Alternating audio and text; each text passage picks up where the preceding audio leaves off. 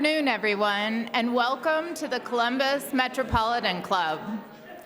I'm Ellen Block, the COO for Keep Financials. I'm also a proud board member of the CMC Board of Trustees, and I'm so pleased that you are all here with us today. Let's take a moment to also thank Grange Insurance Audubon Center and its amazing staff for their ongoing support.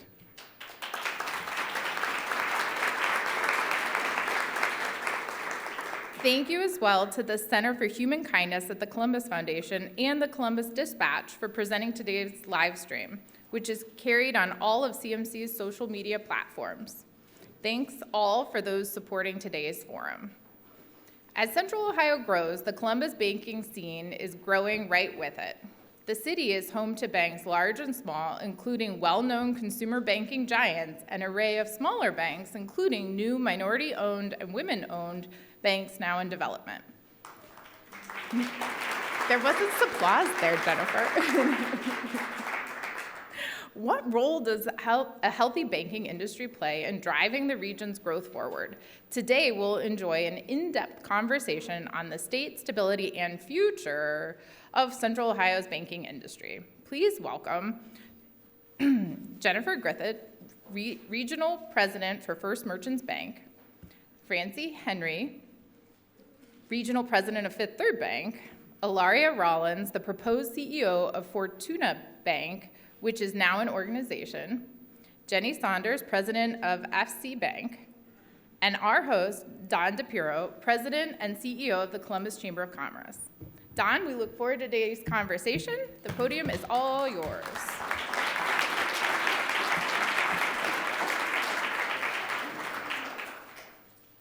Thank you. I want to start because I don't know if I'll get an opportunity to do this again. So, Jane, I want you to stand up. I want everyone, and Jane has run this organization for 20 years and done an absolutely amazing job. And, you know, anyone who can retire at the age of 40, really, I'm just incredibly jealous of. Will you join me in congratulating and thanking Jane Scott?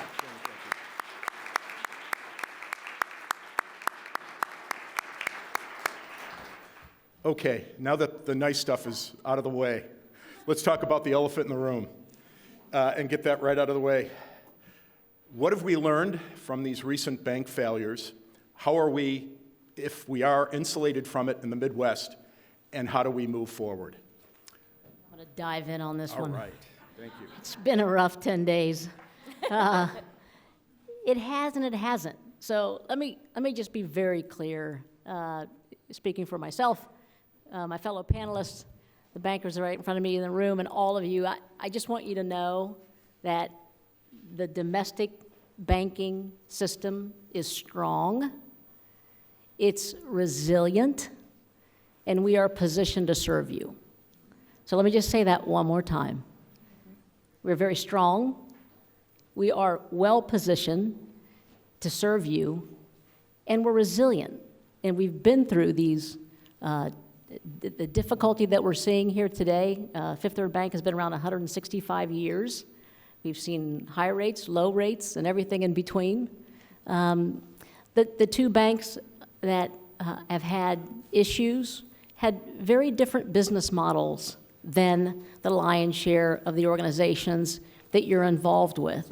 And we're happy to go into the differences of those. But we are here to tell you that we have all learned, and I think that we are here for you so we can allay any fears for your companies, for you personally.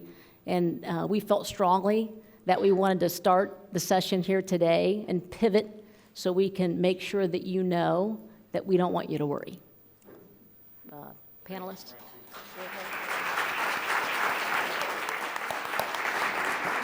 So one more question on this, and then we could move on. But it's clear that Silicon Valley Bank was not what you would call an extremely diversified bank, right? Silicon Valley, right in their name. Tech, incredibly tech-focused. So how dangerous is that? And was that alone one of the primary fatal flaws for Silicon Valley Bank? if anybody really paid attention to Silicon Valley Bank, SVB as we all know it, 95 to 98% of their customer base was tech. And so when you look at the organizations and the banks that are here in the Midwest and across the country, you'll see very diversified portfolios of clients. And, then when you have a sector of the economy that may be struggling a bit, like we've all seen with tech over the last year, it doesn't have such a negative impact. It's no different than what most of you do with your businesses, where you make sure that you don't have all of your receivables from one particular client, right? So that if you have an issue with that, that really hurts your efforts. So diversification is key, and I think, we're proud bankers here in Central Ohio.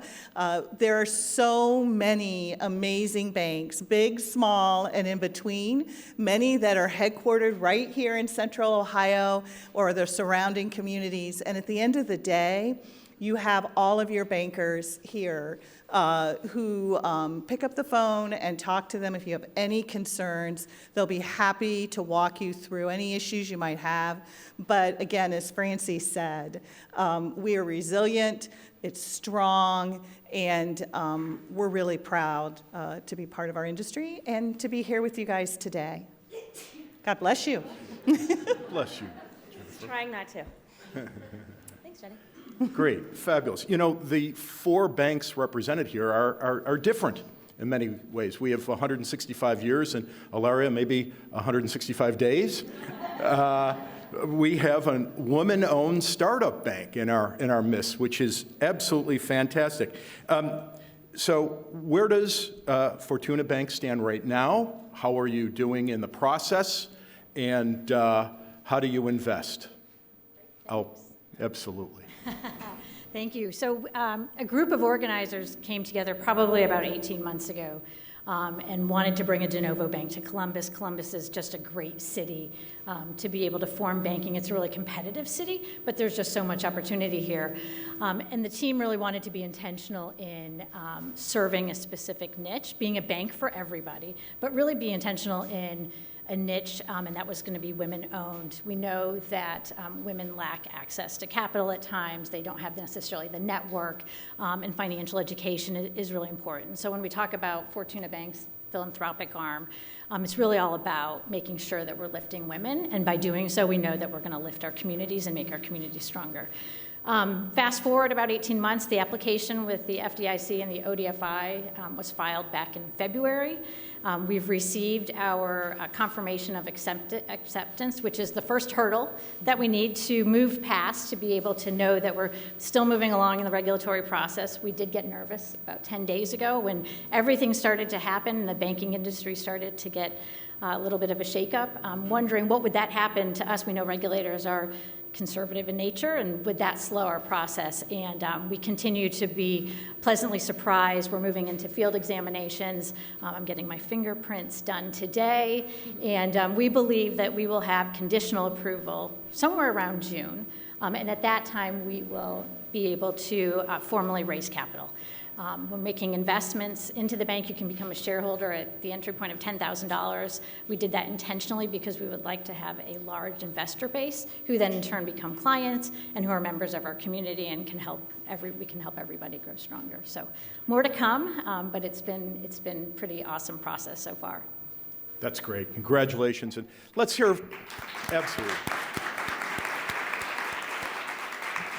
Let's go right down the line. Jennifer, we're going to start with you and talk about First Merchants a little bit. And let's give a little bit of brief background about your bank. And First Merchants is a uniquely situated commercial bank. Right? So First Merchants Bank is also 100-ish, 130-ish years old, headquartered in the state of Indiana. Founded in the town of Muncie and really developed some incredible growth years through the automotive industry and some great work done by the Ball family, home of Ball State University. And so First Merchants continued to grow 100 years ago, fast forward, and we're really committed to keeping a very strong dividend, a very strong balance sheet and a very strong dividend. And in order to do that, if Muncie was not going to grow and develop, they needed to find other areas of growth and opportunity. And so First Merchants ended up on an acquisition spree, and from the 80s forward made 18 to 20 unique business acquisitions throughout the Midwest. We currently do business in Illinois, Indiana, Michigan, and Ohio. I'm personally responsible for the financial health of Ohio.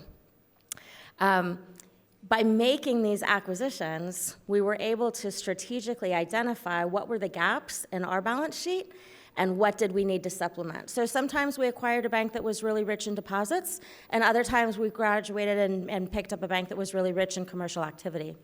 In Columbus, Ohio, as Ilaria was speaking to, we are a really, really strong economic engine, and we drive fantastic commercial growth. So for me, in Ohio, about 80% of the income we generate out of the Ohio market comes from businesses like yours in the room. We're a very heavy, commercially focused institution. And so we hope to be around and serve the next couple of generations. Thanks for asking, Don. Absolutely. Francie. You know, I'm proud to represent Fifth Third Bank. I started when I was 12. So then I can tell you that, you know, this is my 38th year that I've been with the organization. And when I started at the bank, we were $3 billion in assets. Today we're $210 billion and 12th largest bank in the country. And I feel that we still run and operate the bank as if we were $3 billion. It's a very decentralized fashion. So we have this wonderful large organization with 4 major lines of business, strong consumer bank, strong commercial bank, both representing very strong and diversified flows and revenue streams, unlike the other banks that we talked about earlier today. Again, a big difference. But what that provides us with is the ability to enter markets, with people like me who are responsible for that growth and that development of those markets. We have a local advisory board, and we came de novo. We had no presence here, and Tom McAuliffe, I'm going to throw the Tom McAuliffe name out there and see if anybody remembers Tom. You remember Tom opened the bank for us? Pat's raising his hand, and everybody smiles when he wonderful leader here in our market, and grew the bank. And then, we had the great fortune of combining with State Savings Bank in the 1990s, which really gave us, a lot of heft, I would say, and continue to allow us to diversify and grow. So it's my pleasure to be with everybody here today. And Jenny. So FC Bank is a division of CNB Bank, which is located out of Clearfield, Pennsylvania. So think Hallmark movie. They kind of sit down in a valley. It was really coal country was where they started. And over 150 years as well of banking experience. Really a commercial bank is where our roots are. And then obviously have matriculated into all aspects of banking. When I talked about diversification, CMB is the perfect example of that because it's not just with clients. We're also diversified from a geographical perspective. So I am one of 5 divisions of CNB. So we're also Erie Bank in Erie, PA, and we have a division of Erie Bank up in Ohio and Cleveland. We're Bank on Buffalo in Buffalo, New York. We're CNB in Clearfield, Pennsylvania, and we're Ridgeview Bank, our newest division in Roanoke, Virginia. Every division has its own president, its own advisory board, its own balance sheet, its own expense, all of that, our ability to influence and impact the communities where we live.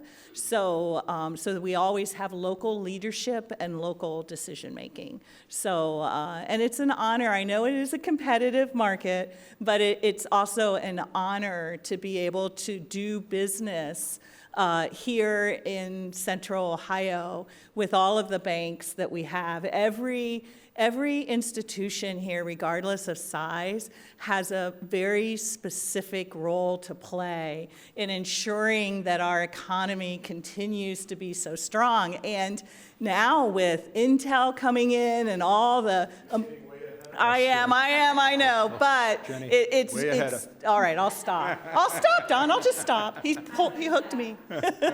Market research not that long ago, and it was presented to me that there are 52 unique banks doing business in Columbus, Ohio. 52 banks. It's crazy to me. Like, you guys can all name 10 really easily, and then you get worried. But 52 banks. I think of it another way. I think we have a strong, thriving economy because we have a solid and diversified financial services system here in Central Ohio. I think if you look at other countries, other cities throughout the country, why have we grown and they might not have grown? We are at the core of what we do, servant leaders. So in order for our organizations to thrive, we are very involved in the community. And we laugh that, there's some little bit of competitive nature. And, everybody who came up today are like, well, wait a minute, you used to work for me. Why are you working for her? And why did you get him and I didn't get her? And what are you talking about? But when it comes to this capacity building that we're talking about, whether it's Fortuna or, our great pleasure to be the supporter for Adelphi Bank or other organizations, when it comes time to, I see Lark Mallory here, crack the code around housing, workforce, just anything that relates to our city with all the wonderful things happening. When things need to get done, all the swords go down. We lock arms, stack hands, and we figure out how collectively we can make that happen. I real quickly, over the first weekend, sorry, Quickly. buddy, not to get back into the weeds. Francie, I'm not just the pretty Yeah. face up here. I'll say, you got into the next question, but that's great. I'll go ahead. back to one, and Go ahead. I don't know that this happens all the time, but when SVB was shut down, that was on a Friday. People did not have access to their cash. I mean, it was terrible. We had people working around the clock to help open those accounts for those portfolio companies with our friends at Drive. We were working, and so were folks at Huntington. This is not we have to talk about the things that we do collectively and together because we just don't do that enough. They came in and offered, support for those companies in terms of access to a line of credit so they can get their people paid just in case they weren't able to be paid. Yep. We came in all weekend long opening accounts. And I think Chris Olson said it best, that's why we brought Drive to the Midwest. We brought our companies here because it's a family. And I don't know that happens anywhere else. I don't live anywhere else. But, we will ensure that we are doing things collectively and together for the benefit of you and our community and what needs to be done. That's great. Thank you. My microphone off. That was now. the next. Hello. And it's going to stay off for a few minutes here. That was the next question. I mean, what are the economic opportunities, not only for the banking industry, but from the community at large? And we'll start with Ilaria. What did you see that led you to say, we need a women-owned bank here, another bank, given how many banks there are? Here. Yes. Well, I think, again, it goes back to we really wanted to be intentional in supporting women and lifting up our communities. And I know a lot of organizations, we talk about DEI, we talk about ESG, but this really was a move on our part to be very intentional in that space. But Columbus is such, and then outside of that, we want to be able to bank everybody. So you come to Columbus, you want to be in Columbus because there's such a growth engine here, as Francie mentioned. It's a very diverse, it has a number of, the same reason why Intel chose Columbus is the same reason why, what makes Columbus strong. There's many universities, there's diverse opportunities for, commercial growth and economic growth. And so it just made sense, and who we potentially go after as potential clients versus what the other banks may do is different too. We serve a different clientele. We would probably serve a different niche. Boutique banking and a lot of hand-holding, a lot of startup businesses in our space, and a lot of the larger banks go after the big dollar amounts. And so I think that's kind of what makes the diversity in the banking industry so successful here, and what really allowed us to feel confident in the decision to place our roots here. Jenny, what economic opportunities He's not turning on do your you mic, see Francie. moving forward? I was just going to piggyback on Francie for a second and say, I hear a lot that there are tons of pizza shops and banks in Worthington, Ohio. And I always tell people, well then, come get your money to buy pizza on your way to the pizza shop, or grab a piece of pizza and come eat it when you come to my branch, if that's what you'd like to do. But I think there's so much amazing stuff happening here in Columbus. And of course, we've all heard about Intel. I mean, that is obviously, the biggest thing that has hit our area in a long time. But if you think about it, there's so much growth in so many different industries. And when you look at what our population is supposed to grow to, all of that just continues to add. Ilaria mentioned the institutions. I mean, I came here to go to Ohio State and then I never left.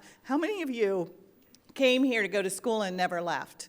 Right? I mean, this is an amazing place to live and to work and to raise our families. And so when you think about all of that, I also think we have a responsibility as a community collectively to make sure that we're doing everything to make sure that every person is part of that success, right? That we're not leaving anyone behind from a housing perspective, from a workforce perspective, mass transit, all of those different things. And I know that all of us work with different organizations to ensure that the financial arm of the city is doing everything we can do to help make sure that we meet that mission. That is something collectively, Francie mentioned we're one big family. That's something collectively we need to make sure that that's in the center of what we do as we experience all this growth that is coming our way. I also mentioned to Dawn earlier that I don't want anyone to walk away from the conversations around Silicon Valley thinking that tech is its own four-letter word. And so tech investment is really important and is going to be a huge strategic partner in all of our lives as Columbus grows.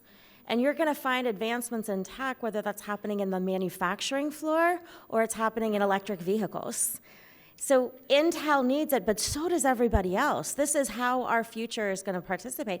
And so we need people to be comfortable in tech, and we need not to be concentrated in tech. And so we need to figure out how we make sure that we support it, we finance it, we provide access to capital, we help their working capital cycles, we know their payrolls are growing and getting paid for. There's a place for us in that space, just not a concentrated space. Great, thank you. What are the risks? What risks do we face, even in a well-diversified economy like ours here in the Columbus region? I think there's a real risk around providing enough housing. So I think thank you, Lark. I think it's a real risk. When we take a look at the number of businesses that want to be in our backyard, they need high-performing employees to have access to safe and secure housing, and I think that is a gap we need to close quickly. I would agree. I think I'm concerned, but I'm not worried. I'm concerned because the numbers are, we're building about half of what we need to sustain the growth that we just, before the Intel announcement. But there is no better or stronger community that works collaboratively, publicly and privately, to be able to solve this issue. So this is not an issue that's just centered around Columbus, Ohio, but any community that's growing at the magnitude that we're growing at is going to be faced with this. But if you look at our developers, our builders, our city, our county, state government, you look at the individuals that are here around this table and otherwise willing to just solve or try to help solve this issue, it's at the epicenter of what we're doing. We realize that it needs to be fixed. And there's no place else I'd rather be if we're going to solve a problem than here. Let's just pivot slightly to the economy. I happen to serve on the Federal Reserve Bank of Cleveland's Columbus Business Advisory Council, and we host the meetings at our chamber. And 2 weeks ago, the message was no more interest rate hikes. No more interest rate hikes. Please, please, please, no more interest rate hikes. So what happened? The Fed raised interest rates by another 25 basis points, right? How do you feel? And we are not recession-proof by any means. We are somewhat recession-resistant here, thanks to our economy, thanks to the strength of our economy, all the new companies moving in. But how do you prognosticate? What do you think in the next 3, 6, 12 months as far as the economy goes? I think we just need to shake our 8-ball and ask them what they think's going to happen. You guys remember that magic 8-ball? If we could predict exactly what was going to happen in the economy, we'd be sitting on an island somewhere with a drink, with a little umbrella, I think, enjoying the sun.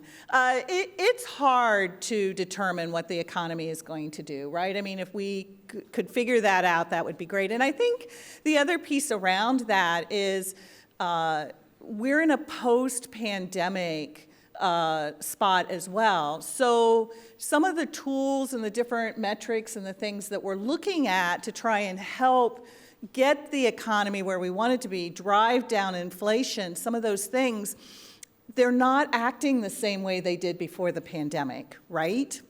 So workforce, for example, unemployment, we look at unemployment numbers all the time. We're using that as a very specific measure, but workforce is different now than it was before the pandemic, right? And so I don't envy our friends at the Fed at all. They have a really tough job trying to determine what's going to be the best set of tools that they have. And honestly, when you look at the Federal Reserve and what they have available to them to help curb inflation, they don't have a ton of tools to their, to utilize. And interest rates is one of those. We'd love interest rates to stop going up too. I mean, there's no doubt about that. We'll see. We read the tea leaves and the reports just like you do. We'll see what happens. But I will say Columbus is in a bit of a bubble. We tend not to have quite the dramatic shifts that other places in the country do. That doesn't mean that there aren't people in our community hurting and that we need to take care of them. But we're in a bit of a more fortunate position, I believe, than other places in the country. I want to just get one quick follow-up with Jenny. You touched on something. We've been using the same metrics, the same economic indicators to measure the economy for decades. And the pandemic changed the world as we know it. Should we be pivoting at all? Or are each of you in any way looking at different types of economic indicators to predict what we're facing down the road? And yes, you're welcome to give away any industry secrets that you might be harboring. I'm a political science, not a finance major, so economy is not, I'm not an economist. I think time will tell. I think the world is not the same as it was before, and it's not behaving the way it did before. And that is no one's fault. That's not the Fed's, that's not anyone in this room, that's not any banker.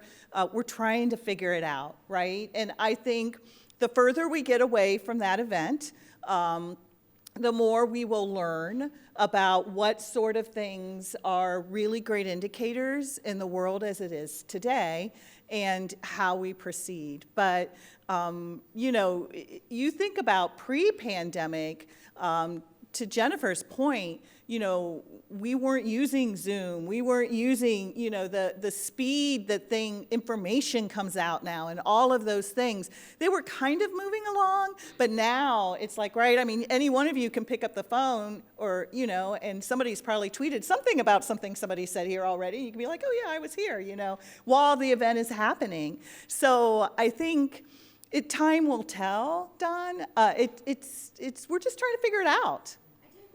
And I'm definitely an optimist. You spend any time with me, I always see the glass half full.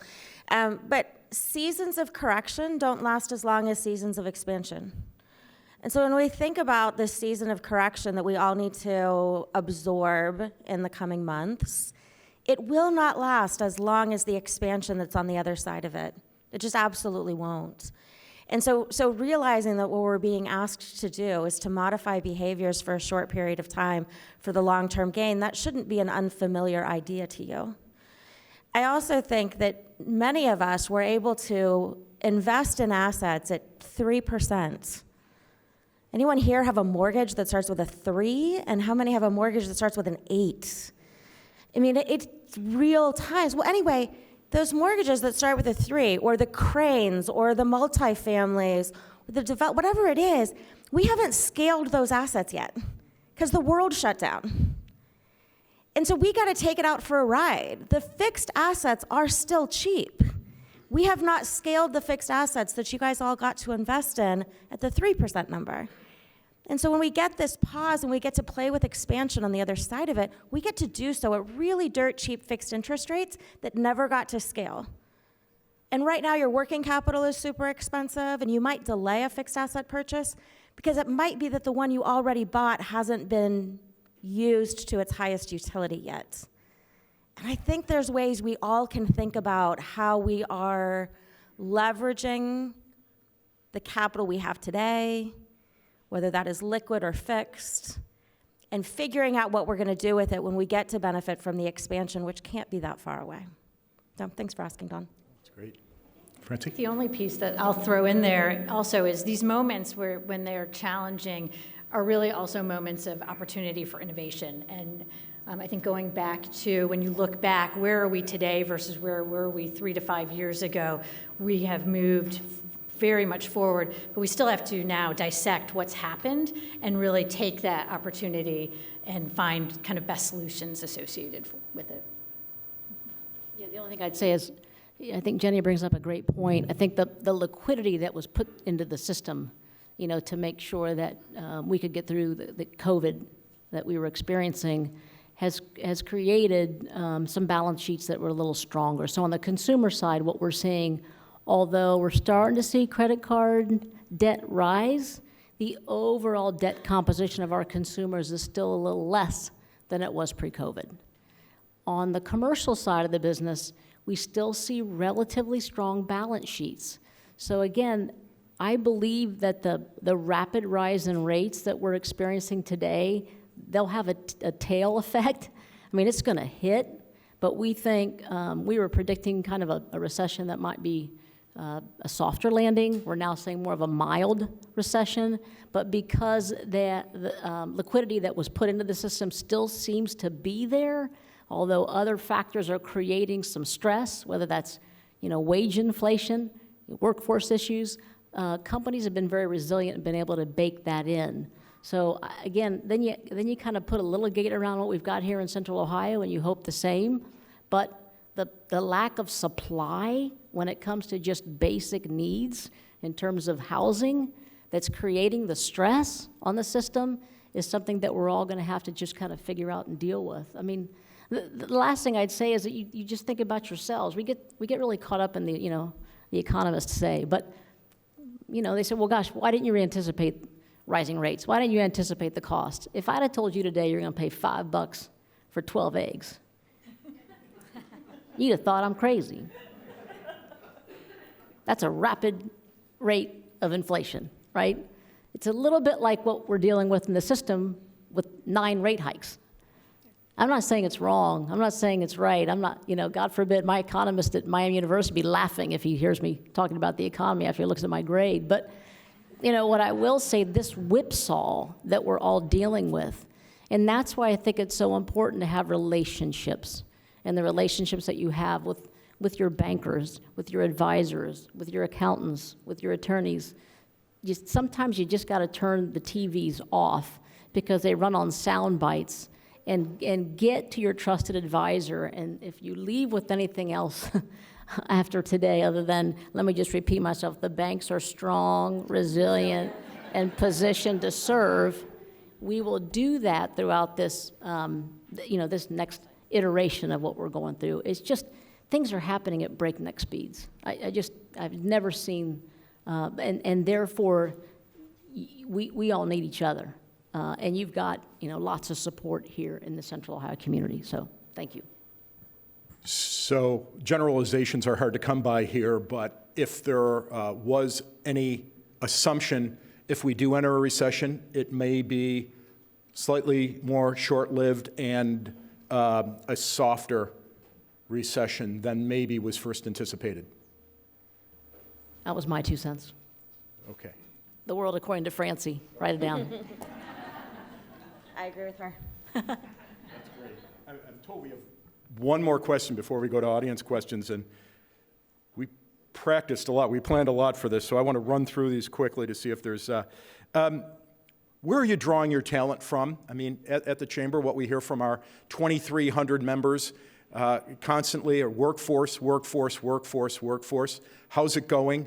Francie kind of kidded about that a little earlier, about how you kind of purge from, and you recruit from one another. Business cards on me if any of you need to see them. Got my cell phone on it, my phone. Jenny, how you doing with on the hiring front? I think we're like everyone else. It does feel like the issues we were having a year or so ago don't seem quite as tight now. It's easier to find people. And we look all over the place for folks. You don't have to be a banker to work for us. In fact, we like folks that are innovative, and really it's just about relationships. That's what banking is. Banking is relationship driven. And so if you like talking to people and you like finding out how you can make their dreams come true, banking is for you. We also do, I know that was a little cheesy. It was cheesy, but it's true.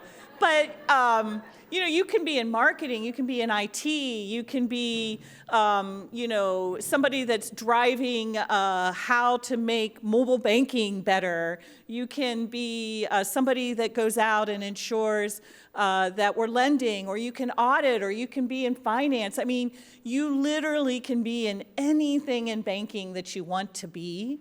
And you get to work with really cool people like us. So we will all be passing out our business cards afterwards for you to pass out to other folks, and we'll take you out to dinner if we hire one of your referrals. My promise. Like Jenny should give a little shout out to the OBL. I think Evan is here, and Evan's here. Hey, Evan.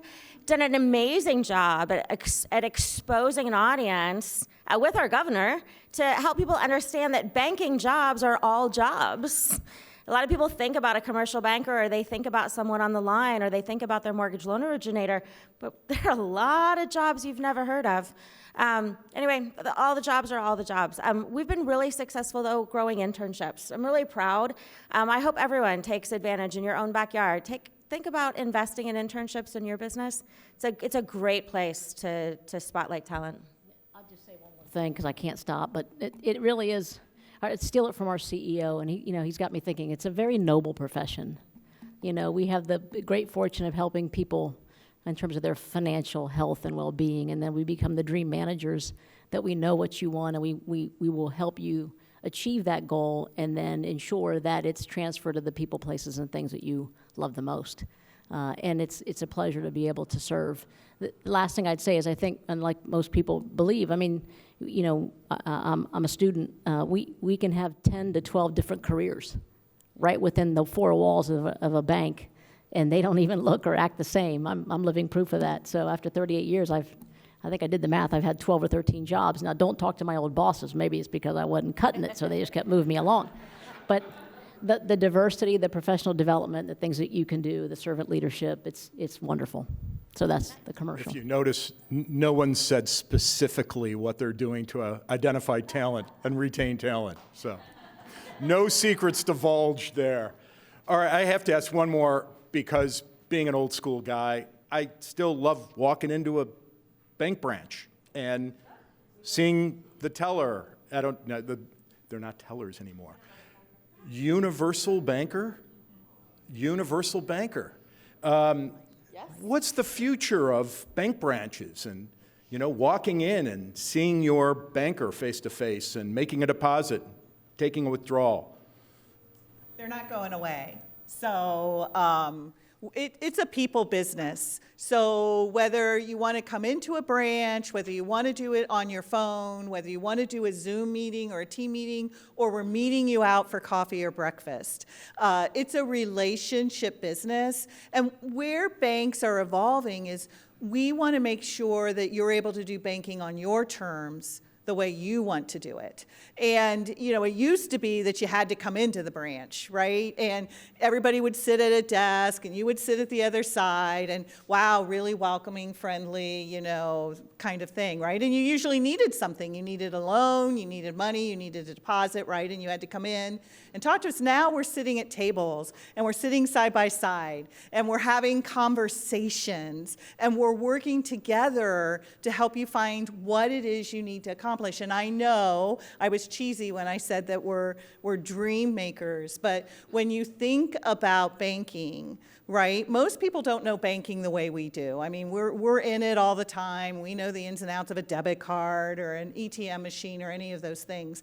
But when you think about the life events that you have, and many of you are experiencing them now, every 6 months, believe it or not, you will experience some type of life event. It's science. And that life event will need something that a banker will be able to help you with.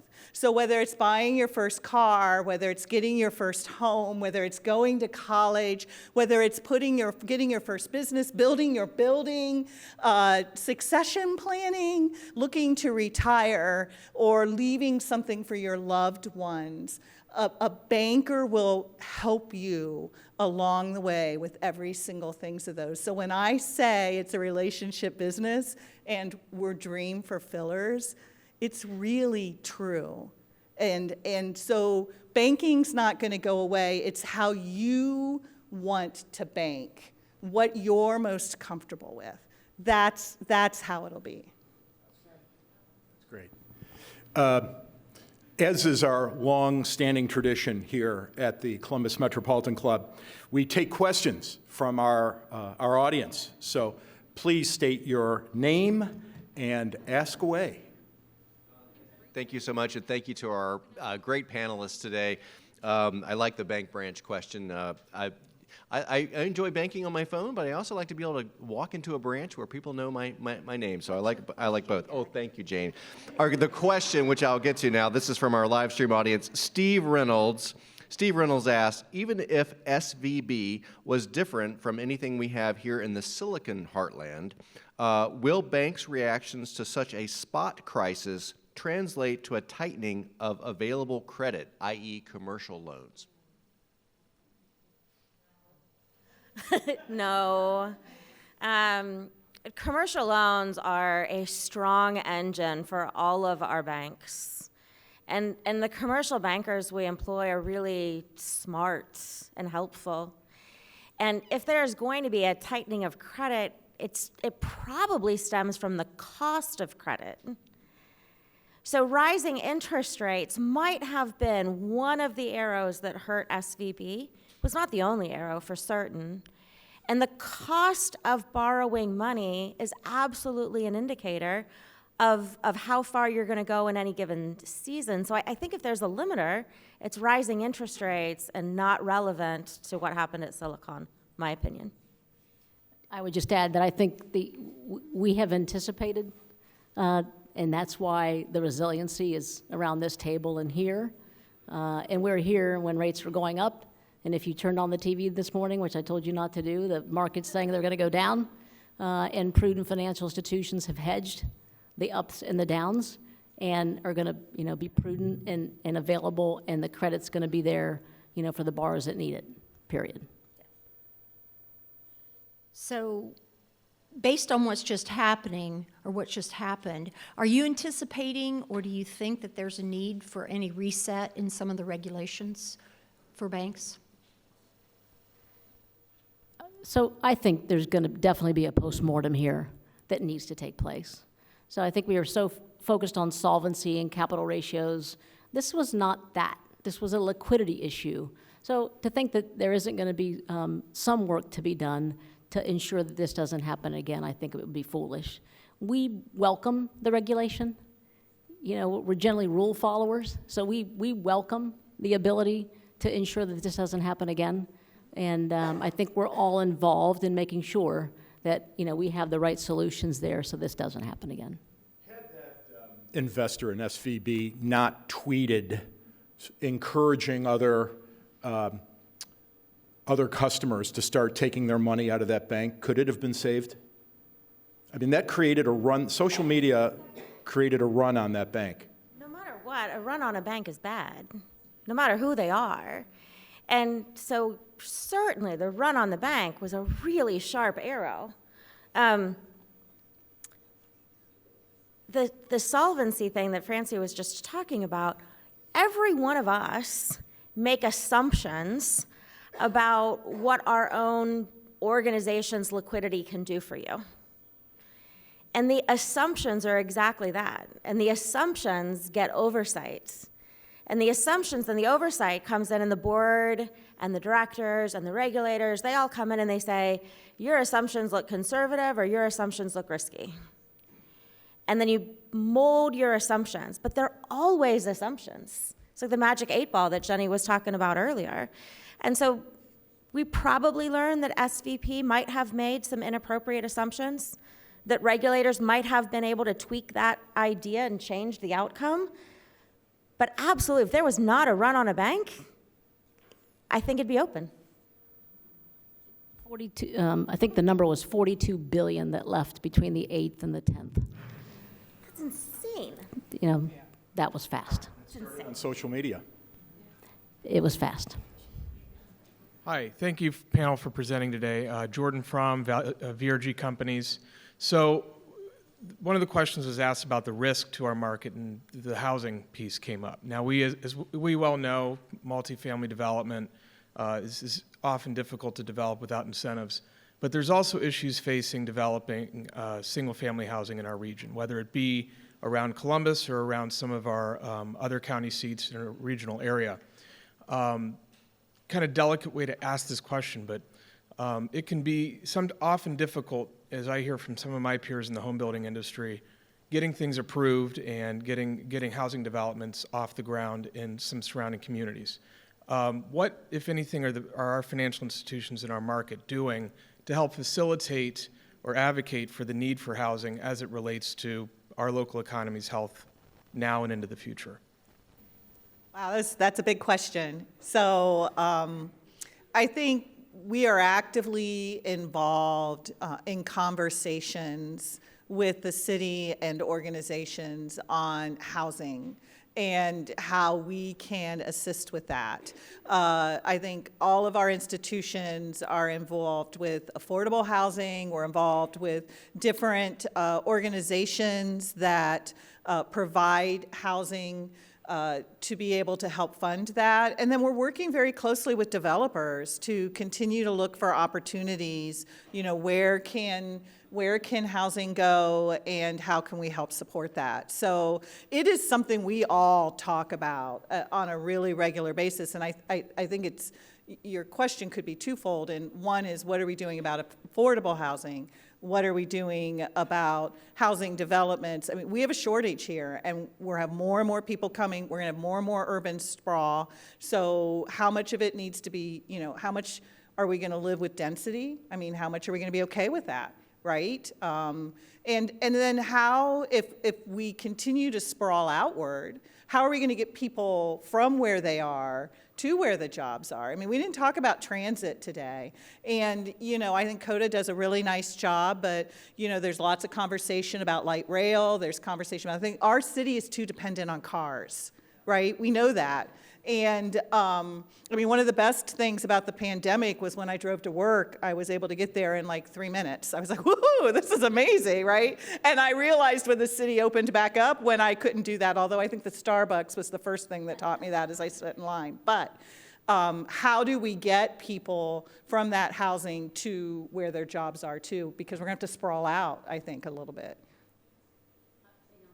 Just say, you know, Laura, you're here. You know a lot about this. So I think it also starts with each one of us educating ourselves first. You know, we can talk about these things in generality, but we will not solve the issue unless the individual townships, municipalities are open, understand, and have the ability to understand that dense housing is not a bad thing.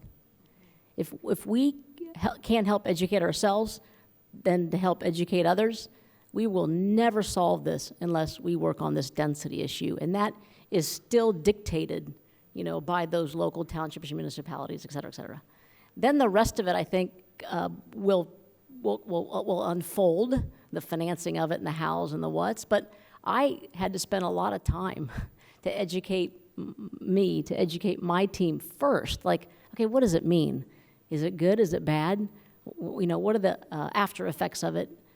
If you can do that, and there are wonderful books and wonderful ways to do that, then you can be involved with your local governments to say, this is going to be okay. I mean, it really is going to be fine. We have the developers, the builders, the resources, and the banks willing to finance it. We got to get over that first hurdle first. I don't know, you're shaking your head, so I'm hopefully, all right. If you get a good job from Lark Mallory, by golly, you did all right. Yeah, I'd start Has there. the definition of affordable housing changed because of interest rates and inflation? It takes a lot more to get an entry-level home these days. Yeah, I think it doesn't change the definition of affordable housing, but it does change the aesthetic of the product that's available. Yeah. Sorry. Hi, I'm Bill Lafayette. I own Regionomics, and I have what I hope is a softball question.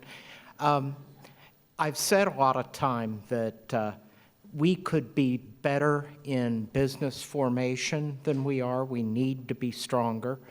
And how do you, as bankers, balance the need for funding for a fledgling business against the risk of financing that business?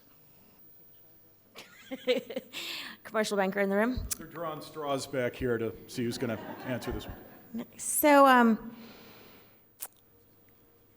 I tell my team all the time that I hope what we start with is identifying the quality of the decision-making being made at the table by the leaders and the owners and the developers of these great companies. And one of the ways we get to determine whether or not the decision-making, the quality of the decision-making is strong and prudent is based on past behaviors. So if in past behavior someone has shown a propensity to save, that means something. If someone has had a past business success, that means something. If someone has been mentored by a great leader, that means something. And so starting at the heart of first identifying the effectiveness of the decision maker starts the ripple effect of everything else that feeds into underwriting. People talk about character all of the time, and you'll hear it as one of the C's of credit. If anyone wants to hang out with a credit analyst, they'll tell you all about it. But character isn't enough. Okay, good times. No, but character is really, in my opinion, character is not specific enough. It's the quality of the decision-making that starts the conversation, and then there's a whole balance of whether or not you're going to use, outside influences to support a young business, or if the young business has exactly what it needs. But no two stories are ever the same.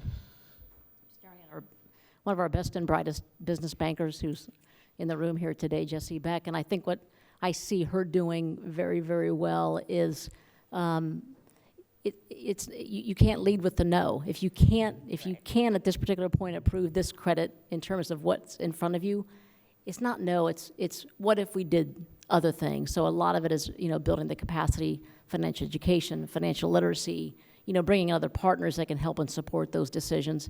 But we hate to just say no. We say, maybe not now, let's work on a couple things. And that normally gets you to the right decision. Did I do okay? Jenny? Say is we've talked a lot about relationships today, right? And as long as you form a relationship with your banker, as long as you talk to them.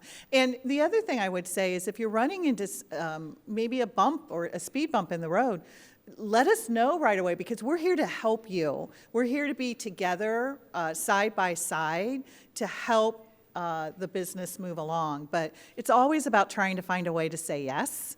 That's absolutely how we approach things. Do you take into consideration one of the things we, representing 2,300 businesses in the community, we strongly encourage get a good accountant and get a good attorney. And do you take those things into consideration? Do you make recommendations? Do you work with other professional services to ensure that an entrepreneur or a small business owner is protected in so many areas? Absolutely, yes. Okay, good. Well, we are right up against it. And to close us out, this has been a great honor, great to be back with the Metropolitan Club. Ellen.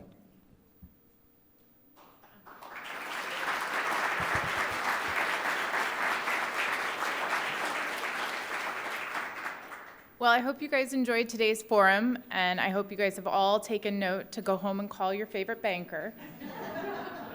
Thank you today to Grange Insurance Audubon Center for its support. Thank you to all of our virtual seat patrons and to the Center of Human Kindness at the Columbus Foundation and the Columbus Dispatch for supporting today's live stream. And a very special appreciation to today's speakers, Jennifer Griffith, Francie Henry, Ilaria Rollins, Jenny Saunders, and our amazing host, Don DePiro.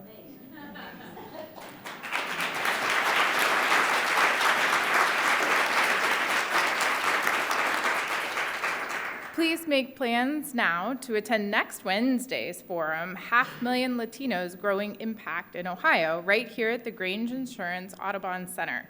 Yes, that's right, we'll be back on our regular Wednesday schedule for next week's program. Please also take a moment to answer the short survey that's in your forum flyers. Thank you, everyone. We could not do this without you. Have a great afternoon.